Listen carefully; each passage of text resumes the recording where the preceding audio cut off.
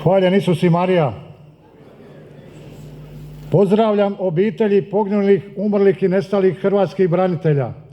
Posebno pozdravljam obitelji poginulih i umrlih pripadnika 9. bojne HOS-a, sve HOS-ovce, sve Hrvatice i Hrvate, sve hrvatske branitelje i sve vas nazočne koji ste došli uveličati našu obljetnicu.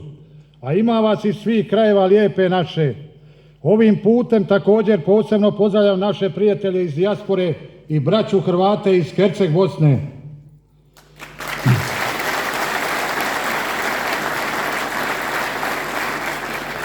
Kaže se da na mladima svijet ostaje. Ja vas molim da još jednom velikim pljeskom pozdravite mladež 9. bojne HOS-a.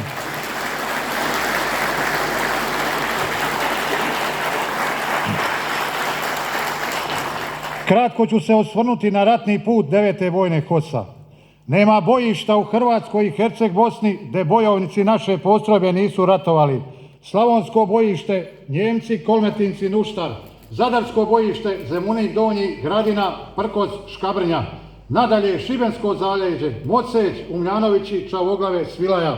Sinjska bojišnica, Zapadna Hercegovina, Stolovi, jug Hrvatske, Dubrovnik, Srđ, Popovo polje, Livno, Kupres, Herceg Bosna i ostala bojišta. Aktivno smo sudjelovali u gotovo svim oslobodilačkim akcijama i operacijama u Domovinskom ratu.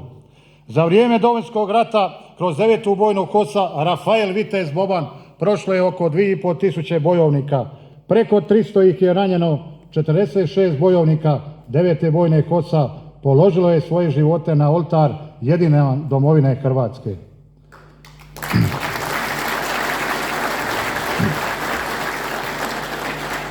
Gdje su HOS-ovci 27 godina nakon Domovinskog rata?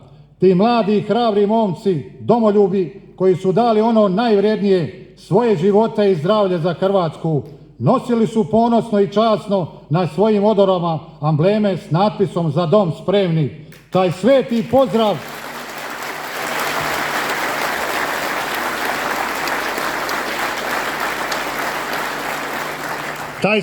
pozdrav "Za dom spremni" koji bi nam danas zabranili. U nas katolika postoje više velikih blagdana, a Uskrs i Božić su najveći, a u nas Hrvata i treći, a to je dan pobjede, domovinske zahvalnosti i dan hrvatskih branitelja, a to je dan onih koji su za dom spremni.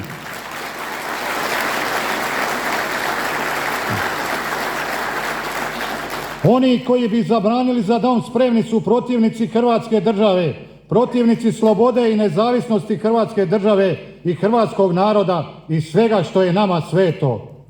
A zamislite tuge, žalosti i poniženja da upravo na taj sveti dan nama HOS-ovcima je zabranjen dolazak u Knin s našim ratnim oznakama na kojima piše "Za dom spremni".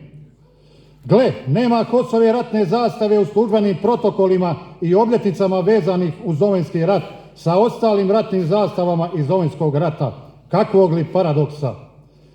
Iako prethodno dobijemo pozivnice od organizatora, nije nam dopušten ulazak u vojarne s našim oznakama. Tome već jednom treba stati na kraj. Iako smo legalno priznata postrojba, ne vidimo u čemu je problem i kome i zašto smetamo. Kad se je branio Vukovar, Dubrovnik, Srđ, Škabrnja, tada za dom spremni nije smetao. Bili smo ponos i uzdanica obrane Hrvatske od srpskog agresora. Agresori i zločinci su nosili crvenu zvijezdu petokraku koju mnogi i danas vole, a mi za dom spremni branitelji nosili smo krunicu oko vrata.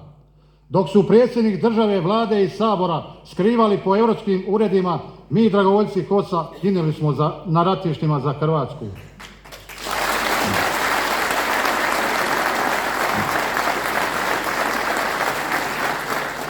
Imamo predsjednika države koji bi naše svetinje bacio tamo negdje u neke rupe, na smetlište.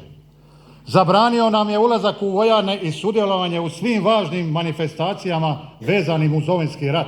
A mi HOS-ovci smo ostvarili neizbrisiv trag u stvaranju nezavisne države Hrvatske. Trebaju se sramiti svi oni koji danas pljuju i omalovažavaju HOS, a ne mi ponosni ratnici koji smo bili i zauvijek ćemo biti za dom spremni, za obranu naše domovine.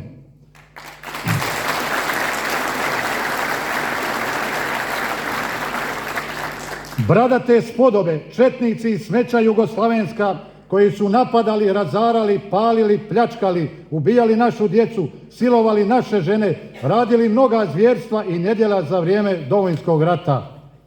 Ti isti danas mirno šetaju u Hrvatskom, svi su abolirani, uživaju hrvatske mirovine, podižu četničke spomenike po Vukovaru i Hrvatskoj. A smeta li to našim vlastodržcima? Očito ne smeta.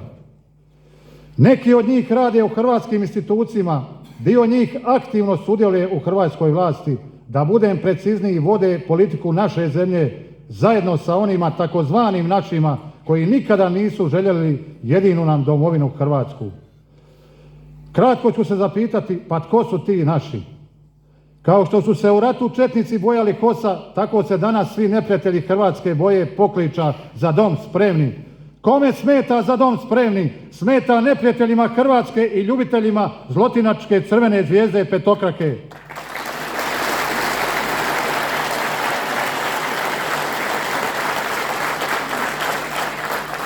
Svim pripadnicima 9. bojne HOS-a, njihovim obiteljima, Hrvaticama i Hrvatima i svima onima koji poštivaju žrtvu koju su HOS-ovci dali u Domovinskom ratu, čestitam 31. obljetnicu ustrojavanja 9. bojne HOS-a Rafael Vitez Boban Split.